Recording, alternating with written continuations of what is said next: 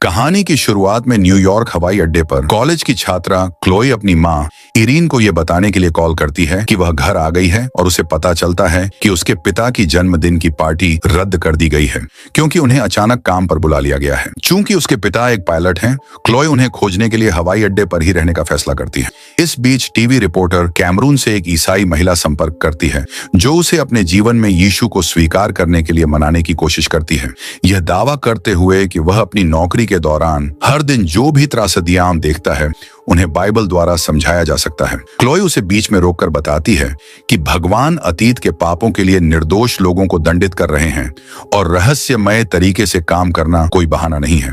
महिला चली जाती है और कैमरून क्लोई को उसकी मदद करने के लिए धन्यवाद देता है। इसलिए क्लोई बताती है कि उसकी माँ भी धार्मिक पागल है। पार्किंग में कैमरून के पिता रेफोर्ड ने होस्टेस हैटी से मिलने से पहले अपनी शादी की अंगूठी उतार दी। जब वे हवाई अड्डे में प्रवेश करते हैं, रेफोर्ड क्लो को देखता है और उसे गले लगाने के लिए दौड़ता है। हालांकि क्लो खुश नहीं है क्योंकि उसने देखा कि वह होस्टेस के साथ फ्लर्ट कर रहा था और उसे डांटती है क्योंकि उसके माता पिता कुछ समय से उनके रिश्ते में परेशानी का सामना कर रहे हैं। रेफोर्ड बताते हैं कि उन्होंने बहुत कम उम्र में शादी कर ली थी और लोग इतने सालों में बहुत बदल जाते हैं। जब से आयरीन धर्म से ग्रस्त हो गई है, उसके साथ रहना असंभव हो गया है। ये देखते हुए कि उसके पिता ने अपनी अंगूठी नहीं पहनी है, क्लो को लगता है कि उसने हैटी के साथ रहने के लिए आज की नौकरी ली है। रेफोर्ड टिप्पणी को अनदेखा करता है और जाने से पहले उसे अपनी कार की चाबियां देता है। इसके बाद क्लो कैमरून के साथ कॉफी पीने के लिए सहमत हो जाती है और वे चर्चा करते हैं कि त्रासदियों के लिए भगवान को धन्यवाद देने के लिए लोग कितने पागल हैं। उनकी बातचीत तब बाधित होती है जब एक कर्मचारी उसे लंदन में U2 के लिए 2 टिकट लाता है ताकि वह उन्हें अपने पिता को दे सके, जिसे खोजने में उसे 2 सप्ताह लग गए। इससे साबित होता है कि उसने आज की यात्रा की योजना पहले से बना रखी थी और यह अचानक कॉल नहीं था।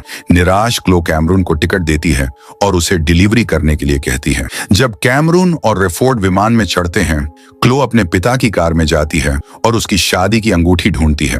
वह घर जाती है और अपने भाई रेमी को बधाई देने के बाद वह अपनी माँ के साथ बातचीत करने बैठ जाती है। पहले तो बातचीत दोस्ताना होती है, लेकिन जब क्लो हवाई अड्डे पर हुई घटना का जिक्र करती है तो मामला तनावपूर्ण हो जाता है। आयरीन उपदेश देना शुरू कर देती है और क्लो गुस्सा हो जाती है, इसलिए वह चली जाती है। ध्यान बंटाने के लिए क्लो रेमी के साथ मॉल जाती है। लड़का अपने माता पिता के बारे में चिंतित है, लेकिन क्लो उसे आश्वासन देती है कि सब ठीक हो जाएगा और वे गले लगना। अचानक रोशनी चमकती है और क्लो खुद को रेमी के कपड़ों से लिपटा हुआ पाती है क्योंकि वह चला गया है। उसके चारों ओर लोग अपने प्रियजनों को गायब पाते हैं। जैसे ही लोग हर जगह घबरा जाते हैं, एक कार जिसका चालक खो गया था सीधे मॉल में जा टकराती है। क्लो अंदर देखती है और यात्री सीट पर एक मृत व्यक्ति को पाती है। जल्द ही लोग इस मौके का इस्तेमाल दुकानों और लापता लोगों के बैग लूटने के लिए करना शुरू कर देते हैं। बाहर एक विशाल ट्रैफिक जाम ने सड़कों को अवरुद्ध कर दिया है। रेफोर्ड की उड़ान में कुछ यात्री दोस्ताना बातचीत करने की कोशिश करते हैं, लेकिन अन्य परेशान नहीं होना चाहते हैं। एक बार जब विमान सुचारू रूप से उड़ रहा होता है तो रेफोर्ड चुपके से हैटी से मिलने और कैमरून द्वारा दिए गए टिकट दिखाने के लिए कॉकपिट से बाहर निकलता है। विमान की ऊंचाई कम होते ही लोग घबराने लगते हैं, इसलिए रेफोर्ड कॉकपिट में वापस जाता है और पाता है कि उसका सह पायलट चला गया है। वह तुरंत विमान को स्थिर करने के लिए नियंत्रण अपने हाथ में ले लेता है। कैमरून सब कुछ रिकॉर्ड करना शुरू कर देता है क्योंकि लोग अपना होश खो देते हैं और कॉकपिट के दरवाजे पर जोर जोर से दस्तक देते हैं, कैप्टन से मिलने की मांग करते हैं। हैटी उन्हें शांत करने में विफल रहती है और कैमरून उसकी मदद करने की कोशिश करता है, लेकिन कोई फायदा नहीं होता। कैमरों पर यह देखकर रेफोर्ड केबिन में दबाव बढ़ा देता है और ऑक्सीजन मास्क नीचे गिर जाते हैं। यात्रियों को सांस लेने में परेशानी होती है, इसलिए उनके पास अपनी सीटों पर लौटने और मास्क का उपयोग करने के अलावा कोई विकल्प नहीं होता है। फिर रेफोर्ड मदद के लिए रेडियो का उपयोग करने की कोशिश करता है, लेकिन कोई जवाब नहीं देता है और उसका फोन काम नहीं कर रहा है। जब सभी शांत हो जाते हैं, रेफोर्ड दबाव को सामान्य कर देता है और यात्रियों से बात करने जाता है। उन्हें अपनी सीटों पर रहने के लिए अपनी आधिकारिक आवाज का उपयोग करता है। वह उन्हें याद दिलाता है कि इस समय घबराहट उनकी सबसे बड़ी दुश्मन है, इसीलिए उन्हें अधिक जानकारी मिलने तक शांत रहना चाहिए। बाद में हैटी को पता चलता है कि उसकी साथी परिचारिका भी चली गई है और वह रेफोर्ड से सांत्वना मांगने के लिए कॉकपिट की ओर भागती है क्योंकि वह टूट रही है। चूंकि हर कोई अपनी सीट छोड़ रहा है, कैमरून फिर से रिकॉर्डिंग शुरू करता है और यात्रियों का साक्षात्कार लेता है। किसी ने भी कुछ अजीब नहीं देखा है और गायब होना तुरंत हुआ, केवल लोगों के कपड़े पीछे रह गए। घबराई हुई महिला कुछ हैप्पी पाउडर लेने के लिए बाथरूम में जाती है और अपनी सीट पर वापस आती है और कहती है कि उसे पता है कि यह सब असली नहीं है। कैमरून उसे सोने के लिए कहता है, जबकि वह देखता है कि उसके ऊपर यह असली नहीं है लिखा हुआ है। हाथ। एक मुस्लिम व्यक्ति सोचता है कि उन्हें प्रार्थना करनी चाहिए, लेकिन एक अन्य यात्री उससे बहस करना शुरू कर देता है। क्योंकि उनके अलग अलग भगवान हैं, इसलिए वे अपनी प्रार्थनाएं साझा नहीं कर सकते। इससे पहले की बात बिगड़े, रेफोर्ड ने घोषणा की कि वह न्यूयॉर्क वापस जा रहा है। मॉल में क्लोय बहुत धक्का मुक्की और संघर्ष के बाद भीड़ के बीच से अपना रास्ता बनाने में कामयाब हो जाती है। वह रेमी की तलाश जारी रखने के लिए पार्किंग स्थल की ओर भागती है, लेकिन एक छोटा विमान अचानक जमीन पर दुर्घटनाग्रस्त हो जाता है और रेफोर्ड की कार को नष्ट कर देता है, जिससे उसे भागना पड़ता है। क्लोई के पास चलने के अलावा कोई विकल्प नहीं है और जब दो बाइक सवार उसके पास से गुजरते हैं तो वे उसके भाई का बैग चुरा लेते हैं। उसी समय पुल पर दुर्घटना होती है और एक स्कूल बस नदी में गिर जाती है। क्लोई यात्रियों की मदद करने के लिए दौड़ती है, लेकिन उसे पता चलता है कि बस खाली है। जल्द ही वह शहर पहुंचती है और अपने घर पर फोन करने की कोशिश करती है, लेकिन कोई जवाब नहीं देता। हर जगह कारें दुर्घटनाग्रस्त हो रही हैं और एक एम्बुलेंस घायल लोगों को लेने आती है। क्लोए एम्बुलेंस की ओर दौड़ती है, यह सोचकर कि रेमी पीड़ितों में से एक हो सकती है और पुलिस को उसे पीछे धकेलना पड़ता है।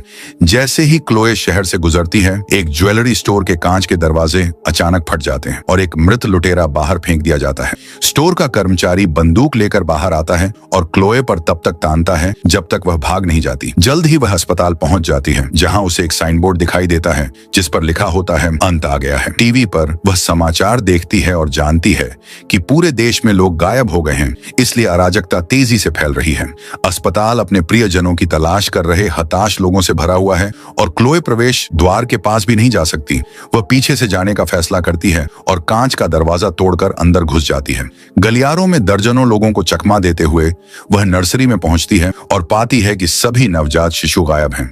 जैसे ही वह कमरों की जांच करती है, उसके पीछे एक मां प्रकट होती है और बताती है कि सभी उम्र के उसके बच्चे गायब हो गए हैं, न केवल अमेरिका में बल्कि दुनिया के बाकी हिस्सों में भी। रेफोर्ड वापस आकर उसे उसी उड़ान पथ पर उड़ता हुआ एक विमान मिलता है और वह पायलट से संपर्क करने की कोशिश करता है, लेकिन कोई जवाब नहीं देता। पता चलता है कि दूसरे विमान के दोनों पायलट लापता हैं, लेकिन उसमें अभी भी कुछ यात्री बचे हैं। हैटी अपने यात्रियों से सीट बेल्ट लगाने के लिए कहती है, जबकि रेफोर्ड अपना विमान आगे बढ़ाना शुरू कर देता है। कैमरून खिड़की से बाहर देखता है और देखता है कि दूसरा विमान आग की लपटों में गिर रहा है। यात्रियों में से एक मुस्लिम व्यक्ति के बैग की जांच करने के लिए ध्यान भटकाता है, यह सोचकर कि उसे वह बम मिल सकता है जिसकी वजह से यह हुआ, लेकिन यह सिर्फ एक इलेक्ट्रिक टूथब्रश है। दूसरा व्यक्ति बताता है कि मानवता के पास ऐसा करने की तकनीक नहीं है और सोचता है कि लापता लोगों को एलियंस ने अगवा कर लिया है। कुछ मिनट बाद यात्री हैटी को बुलाते हैं और उसे दिखाते हैं कि पंख पर कुछ अजीब है। हैटी कैमरून को एक तस्वीर लेने और उसे रेफोर्ड के पास ले जाने के लिए कहती है, जो यह निष्कर्ष निकालता है कि पंख मुश्किल से टिका हुआ है और विमान को उतारना मुश्किल होगा। ऑटो पायलट काम नहीं कर रहा है और रेफोर्ड कॉकपिट से बाहर नहीं निकल सकता है, इसलिए वह कैमरून को यह जांचने के लिए भेजता है कि पंख से कुछ गिर तो नहीं रहा है। कैमरून ऐसा करता है और पुष्टि करता है कि विमान से ईंधन खत्म हो रहा है। एक अन्य यात्री यह नोटिस करता है और घबरा जाता है, जबकि एक महिला घबरा जाती है, कहती है कि वह उस स्थान पर वापस जाना चाहती है जहां उसका बच्चा गायब हो गया था। अचानक पंख में आग लग जाती है और विमान हिलने लगता है, इसलिए लोग और भी अधिक घबराने लगते हैं। हैटी और कैमरन सभी को याद दिलाते हैं कि स्थिति को बदतर होने से बचाने के लिए शांत रहना महत्वपूर्ण है।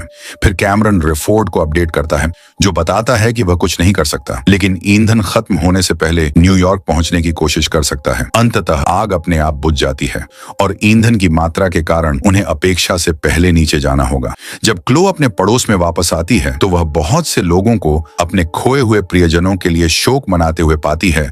उसकी मां के गहने शॉवर में हैं और फोन पर एक ध्वनि मेल है जो केवल स्थिर है। जब क्लो को आयरीन की बाइबल मिलती है तो वह गुस्से में उसे खिड़की से बाहर फेंक देती है। फिर वह स्थानीय पादरी से मिलने जाती है, जो उसे बताता है कि यह परमानंद है और जो लोग गायब हो गए थे वे स्वर्ग गए। वह यहाँ इसलिए है क्योंकि कि भले ही उसने इतने साल प्रचार करने में बिताए हों, लेकिन उसने कभी भी शब्दों पर सच में विश्वास नहीं किया। भगवान ने सभी बच्चों और विश्वासियों को जल्द ही आने वाले अंधेरे समय से बचाने के लिए ले लिया। यह केवल क्लो को क्रोधित करता है और वह जाने से पहले पादरी पर चिल्लाती है। विमान में रेफोर्ड अपने सह पायलट की चीजों की जांच करता है और एक घड़ी पाता है जिस पर जॉन 3:16 लिखा है, जो एक बाइबल मार्ग है जो दावा करता है कि जो लोग ईश्वर में विश्वास करते हैं उन्हें अनंत जीवन मिलेगा।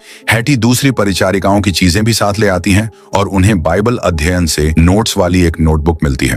रेफोर्ड इस निष्कर्ष पर पहुंचता है कि यह रैप्चर है और हैटी को बताता है कि उसकी पत्नी को सब पता था।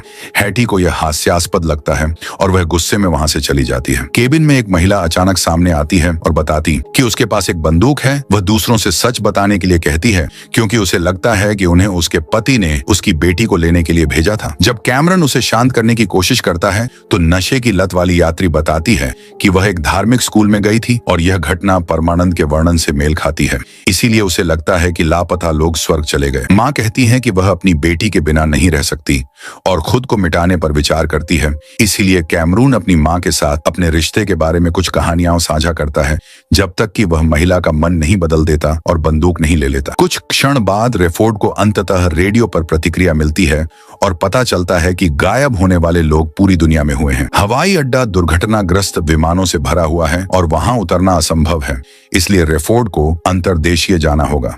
इससे पहले कि रेफोर्ड इन आदेशों के खिलाफ बहस कर सके, रेडियो फिर से काम करना बंद कर देता है।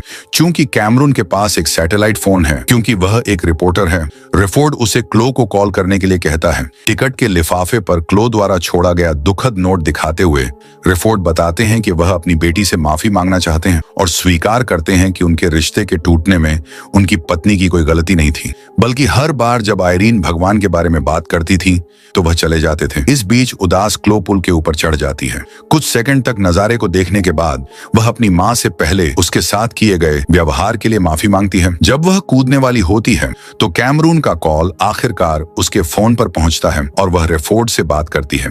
वे एक दूसरे से कहते हैं, मैं तुमसे प्यार करता हूं, और सहमत होते हैं कि आयरीन सही थी। रेफोर्ड बताते हैं कि उन्हें यकीन नहीं है कि उन्हें विमान उतारने के लिए जगह मिलेगी या नहीं, लेकिन इससे पहले कि वह कुछ और कह पाते फोन का सिग्नल चला जाता है और कॉल समाप्त हो जाती है। यह जानना कि उसके पिता जीवित हैं क्लो के लिए नीचे आने और शहर वापस भागने के लिए पर्याप्त है, जहां वह तेजी से आगे बढ़ने के लिए एक परित्यक्त बाइक लेती है। उसी समय रेफोर्ड यात्रियों को उनके बचने की कम संभावना के बारे में बताता है और उनसे प्रार्थना करना शुरू करने के लिए कहता है। जब विमान नीचे जाने लगता है, क्लो एक निर्माण स्थल पर पहुंच जाती है और सभी वस्तुओं को दूर धकेलकर क्षेत्र को साफ करने के लिए एक ट्रक पर चढ़ जाती है। वह कैमरन को कॉल करने की कोशिश करती है और सौभाग्य से सिग्नल वापस आ जाता है, इसलिए वह अपने पिता को बता पाती है कि उसने उनके उतरने के लिए एक जगह ढूंढ ली है। विमान का मार्गदर्शन प्रणाली काम नहीं कर रही है, इसलिए कैमरन क्लो से कंपास ऐप खोलने और उन्हें अपने स्थान के निर्देशांक देने के लिए कहता है, इससे पहले कि कॉल अचानक फिर से समाप्त हो जाए। कैमरून फिर अपने फोन के नक्शे पर निर्देशांक डालता है, जिसका उपयोग रेफोर्ड विमान को सही दिशा में उड़ाने के लिए एक मार्गदर्शक के रूप में करता है। हालांकि अभी भी बहुत अंधेरा है, इसलिए वह सही जगह नहीं ढूंढ सकता। मामले को बदतर बनाने के लिए विमान का ईंधन आखिरकार खत्म हो रहा है। उस समय क्लो फिर से उनके फोन कनेक्ट करने में कामयाब हो जाती है और रेफोर्ड उससे एक बड़ी लाइट मांगता है, क्योंकि ट्रक में पर्याप्त नहीं है। पास में कुछ गैस टैंक हैं, इसलिए क्लो उन्हें ईंधन से ढक देती है और एक लाइटर फेंकती है, जिससे एक बड़ा विस्फोट होता है। आग की लपटें रेफोर्ड को दिखाई देती हैं और वह उस दिशा में उतरना शुरू कर देता है। क्लो वापस ट्रक में कूद जाती है और रास्ते से हटने की कोशिश करती है, लेकिन वह आग से इतनी विचलित हो जाती है कि वह दुर्घटनाग्रस्त हो जाती है। विमान नीचे जाते समय कुछ केबलों से टकराता है, लेकिन इससे केवल थोड़ा कंपन होता है। जल्द ही यह जमीन पर पहुंच जाता है और पीछे के पहिए बाहर नहीं आने के कारण झुक जाता है। पूंछ और एक पंख जमीन से घसीटे जाते हैं, लेकिन रेफोर्ड विमान को सही तरीके से खड़ा करने में कामयाब हो जाता है और पंख ट्रक में क्लो से बचने के लिए ठीक समय पर ऊपर चला जाता है। विमान कुछ और मील आगे खिसकता है, रास्ते में कई चीजों से टकराता है। ऐसा लगता है कि यह एक बहुत बड़े गैस टैंक से भी टकराने वाला है, लेकिन शुक्र है कि यह सबसे बुरा होने से पहले ही रुक जाता है और सभी सुरक्षित हैं। जबकि क्लो द्वारा लगाई गई आग फिर से भड़क जाती है। हैटी इन्फ्लेटेबल स्लाइड निकालती है ताकि सभी लोग विमान से बाहर निकल सकें। क्लो कैमरन और रेफोर्ड को गले लगाने के लिए दौड़ती है, जो स्वीकार करता है कि उसे कभी नहीं जाना चाहिए था। वह उसे अपनी और अपनी मां की शादी की अंगूठियां देती है, इससे पहले कि हर कोई दूर शहर की ओर मुड़े, सभी आग को नोटिस करे। कैमरून का कहना है कि यह दुनिया का अंत है, लेकिन क्लोई को लगता है कि यह तो बस शुरुआत है। इसी सस्पेंस के साथ मूवी समाप्त। Thanks for watching.